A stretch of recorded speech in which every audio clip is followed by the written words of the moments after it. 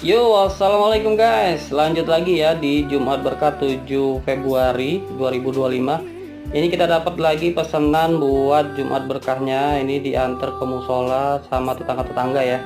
Biasa dari donatur-donatur kita, ia minta kali ini roti sisir ya. Nggak tahu nih namanya kenapa roti sisir ya, kayak roti sobek sebenarnya. Nah, ini siap anter karena semalam hujan jadi agak licin, hampir kepleset. Sebenarnya udah kesiangan ini nganternya karena musola udah mulai sholatnya, jadi masbuk deh. Nah, ini yang sudah selesai duluan boleh ambil, langsung ambil. Ini langsung saya kasih, kadang ada yang langsung nyelonong aja ya, kita kasih. Mereka pada senang semua nih. Nah, kalau jamaah yang pulangnya habis doa nih biasanya kita bagiin satu-satu kayak gini. Tapi biasanya nggak langsung pulang ya. Biasanya ada donatur lain nih yang ngasih gorengan atau kopi. Kalau di musola kalian ada yang sama nggak? Terus di komen ya.